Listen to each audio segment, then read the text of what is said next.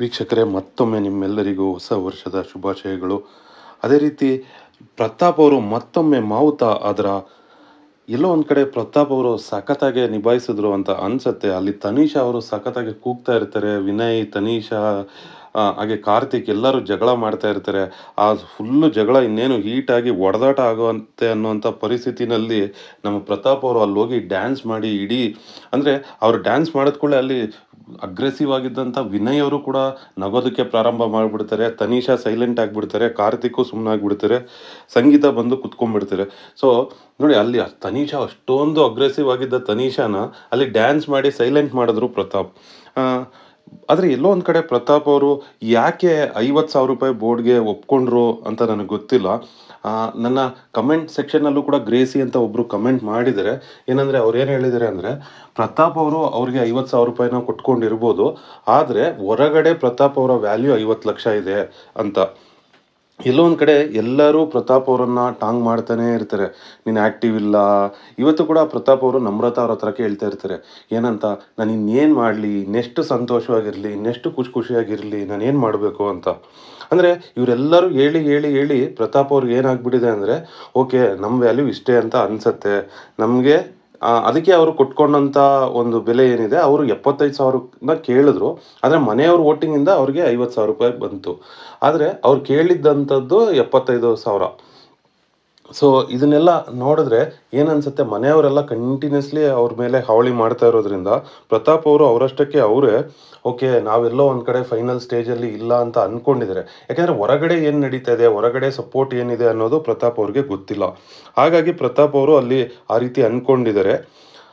ಹಾಗೆ ತನೀಷಾ ಅವರು ಎಲ್ಲೋ ಒಂದು ಕಡೆ ಮೊನ್ನೆ ಹೇಳಿದ್ರಿಂದ ತುಂಬಾ ಕೂಗಾಡ್ತಾ ಇದ್ದಾರೆ. ಕ್ಯಾಪ್ಟನ್ ಆದಮೇಲೆ ತುಂಬಾ ಅಗ್ರೆಸಿವ್ ಆಗೋದ್ರ ತನೀಷಾ ಅವರು ಮೈಕಲ್ ಅವ್ರ ಜೊತೆ ಫೈಟ್ ಮಾಡಿದ್ರು. ಆಮೇಲೆ ವಿನಯ್ ಅವ್ರ ಜೊತೆ ಹೀಗೆ ಕಂಟಿನ್ಯೂಸ್ಲಿ ಅವರು ಯಾರಾದರೂ ಒಬ್ಬರನ್ನ ತಗೊಂಡು ಅಲ್ಲಿ ಇದು ಮಾಡ್ತಾನೆ ಇದ್ದಾರೆ. ಮತ್ತು ವರ್ತೂರ್ ಸಂತೋಷ್ ಮತ್ತು ತುಕಾಲಿ ಸಂತೋಷ್ ಏನಿದ್ದಾರೆ, ಅವರಿಬ್ಬರು ಇಡೀ ಬಹುಶಃ ಫಿನಾಲೆ ಮುಗಿದ್ರೂ ಕೂಡ ಬದಲಾಗಲ್ಲ ಅನಿಸುತ್ತೆ. ಎಲ್ಲೋ ಒಂದು ಕಡೆ ಬೀಮ್ ಬ್ಯಾಕ್ ತೊಗೊಂಡು ಈಗ ಅವರು ಯಾಕೋ ಒಂಥರ ಪ್ರತಾಪ್ ಅವರನ್ನು ತುಂಬ ಇದಾಗಿ ಮಾತಾಡ್ತಾ ಇರ್ತಾರೆ. ಪ್ರತಾಪ್ ನಮ್ರತಾ ನಾರ್ಮಲಾಗಿ ಮಾತಾಡ್ತಾ ಇರ್ತಾರೆ. ನಾವು ನೋಡ್ದಂಗೆ ಪ್ರತಾಪ್ ಅವ್ರು ಯಾರ ಹತ್ರನೂ ಹೋಗಿ ನನ್ನ ನಾಮಿನೇಟ್ ಮಾಡಬೇಡಿ ಅಂತ ಇದುವರೆಗೂ ಕೇಳ್ಕೊಂಡಿಲ್ಲ. ಅದರಲ್ಲಿ ತುಕಾಲಿ ಸಂತೋಷ್ ಹೇಳ್ತಾ ಇರ್ತಾರೆ, ಎಲ್ಲೋ ಒಂದು ಕಡೆ ಪ್ರತಾಪ್ ಅವಳ ಹತ್ರ ಹೋಗಿ ನಾಮಿನೇಟ್ ಮಾಡಬೇಡ, ನನ್ನ ನಾಮಿನೇಟ್ ಮಾಡಬೇಡ ಅಂತ ಕೇಳ್ಕೊತಾ ಇದ್ದಾನೆ, ನೋಡು ದೀದಿ ಅಂತ ಕೇಳ್ತಾ ಇದ್ದಾನೆ ಅಂತ. ಬಹುಶಃ ತುಕಾಲಿ ಸಂತೋಷ್ ಅವರು ಯಾಕೆ ಈ ರೀತಿ ಆಡ್ತಾ ಇದ್ದಾರೆ ಅಂತ ಗೊತ್ತಿಲ್ಲ. ಆದರೆ ತುಕಾಲಿ ಸಂತೋಷ್ ಅವ್ರಿಗೂ ಕೂಡ ಪ್ರತಾಪ್ ಅವರು ಸಖತ್ತಾಗೆ ಟಾಂಗ್ ಕೊಟ್ಟರು ಅಂತ ಅನ್ಕೋಬೋದು. ಅಲ್ಲಿ ಅವ್ರಿಗೆ 20 ಲಕ್ಷ ಬಂದ ಕೂಡಲೇ ಪ್ರತಾಪ್ ಅವರು ಒಂದು ಗಾದೆ ಹೇಳ್ತಾರೆ, ಹುಚ್ಚಿನ ಮದುವೆಯಲ್ಲಿ ಉಂಡೋನೇ ಜಾಣ ಅಂತ. ಎಲ್ಲೋ ಒಂದು ಕಡೆ ಅದು ಪ್ರತಾಪ್ ಅವರು ಆ್ಯಕ್ಚುಲಿ ವಿನಯ್ ಅವರನ್ನು ಕಂಟಿನ್ಯೂಸ್ಲಿ ಹೇಳ್ತಾ ಇದ್ರು. ಹಾಗಾಗಿ ಎಲ್ಲರೂ ಏನು ಮಾಡಿದ್ರು, ವಿನಯ್ ಅವರನ್ನು ಅಲ್ಲಿ ಸಂಗೀತ ಅವ್ರ ನಂತರ ಕೊಟ್ಕೂಡಲೇ ಯಾರು ತುಕಾಲಿ ಸಂತೋಷ್ ಅವ್ರ ಕಡೆ ಗಮನನೇ ಕೊಡಲಿಲ್ಲ. ಹಾಗಾಗಿ ತುಕಾಲಿ ಸಂತೋಷ್ ಅವ್ರಿಗೆ ಅಲ್ಲಿ 20 ಲಕ್ಷ ರೂಪಾಯಿ ಬಂತು. ಬಟ್ ನನ್ನ ಪ್ರಕಾರ ಕೂಡ 20 ಲಕ್ಷ ರೂಪಾಯಿ ಅದು ತುಕಾಲಿ ಸಂತೋಷ್ ಅವ್ರಿಗೆ ಬರಬೇಕಾಗಿದ್ದು ಅಲ್ಲ. ಪ್ರತಾಪ್ ಅವರು ಅಲ್ಲಿ ಏನು ಹೇಳಿದ್ರು, ಹುಚ್ಚರು ಮದುವೆನಲ್ಲಿ ಉಂಡೋನೇ ಜಾಣ ಅನ್ನೋದು ಸರಿಯಾಗೇ ಇತ್ತು.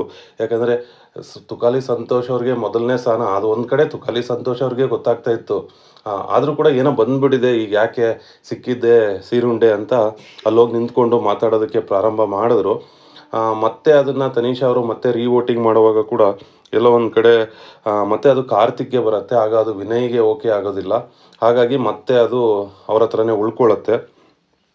ಮತ್ತು ಇನ್ನೊಂದು ಕಡೆ ವಿನಯ್ ಮತ್ತು ಮೈಕಲ್ ಅವರು ನಿದ್ದೆ ಮಾಡ್ತಾ ಇರ್ತಾರೆ. ಆಗ ಬಿಗ್ ಬಾಸ್ ಹೇಳ್ತಾರೆ ಅವ್ರು ನಿದ್ದೆ ಮಾಡ್ತಾ ಇದ್ದಾರೆ ಅಂತ. ಆದರೆ ಆಮೇಲೂ ಕೂಡ ತನೀಷಾ ಅವರು ಬಂದು ಅವರಿಬ್ಬರಿಗೂ ಪನಿಷ್ಮೆಂಟ್ ಕೊಡ್ತಾರೆ. ಎಲ್ಲೋ ಒಂದು ಕಡೆ ಅವರು ಒಪ್ಕೊಳೋದಿಲ್ಲ. ಅದಕ್ಕೆ ಕಾರಣ ಅವ್ರು ಏನು ಕೊಡ್ತಾರೆ ಅಂತಂದರೆ, ತನೀಷಾ ಅವರು ತುಂಬಾ ಅಗ್ರೆಸಿವ್ ಆಗಿದ್ದರು, ತೂ ಅಂತ ಹೇಳಿದ್ರು. ಕೊನೆಯಲ್ಲಿ ಎದ್ದು ಬಂದು ಎದೆಗೊದಿತೀನಿ ಅನ್ನೋ ರೀತಿನಲ್ಲಿ ಮಾತಾಡಿದ್ರು. ಕ್ಯಾಪ್ಟನ್ ಆಗಿದ್ದೀನಿ ಅನ್ನೋ ಮಾತ್ರಕ್ಕೆ ತುಂಬ ಓವರಾಗಿ ಮಾತಾಡ್ತಾ ಇದ್ದಾರೆ ತನೀಷಾ ಅವರು.